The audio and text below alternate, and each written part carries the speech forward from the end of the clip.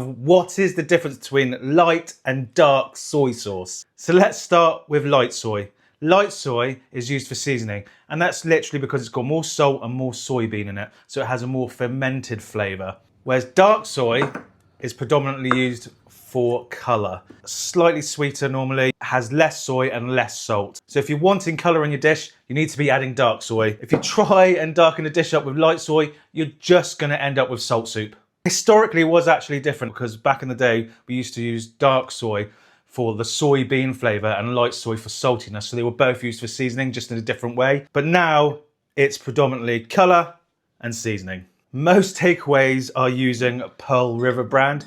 It's not my favourite for takeaway cooking.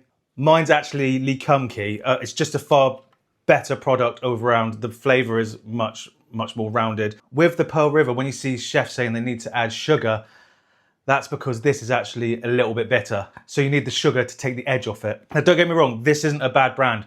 I still use it sometimes at home. I wouldn't use it in a takeaway though, but I know lots of places do because it is good. It's just you have to cook differently with it. And it depends what you like at the end of the day. I'd say about 60% of takeaways are using this because there's always one know-it-all in the comments who's always saying, I think you're fine, they're using Pearl River. Yeah, I know, I say that all the time. I've said it in a video that's like a decade old. You're not impressing anyone. I prefer Lee Kum Kee. And no, I've not been paid to make this video.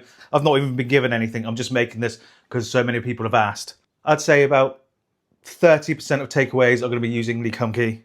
And then the others are more than likely going to be using Amoy, which again is a solid brand.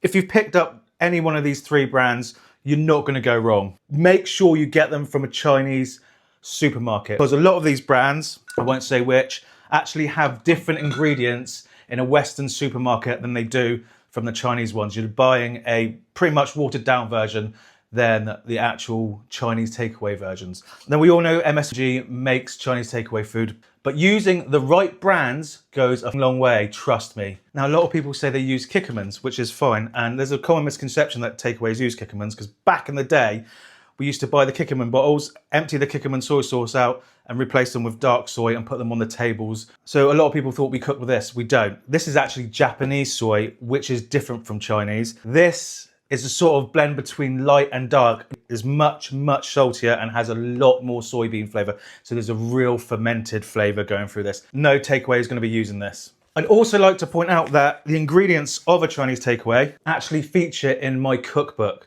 And if you want to learn to be a Chinese takeaway chef at home, think about purchasing one of these. And if you want to know where to get that, just ask below. And I hope that answered the question of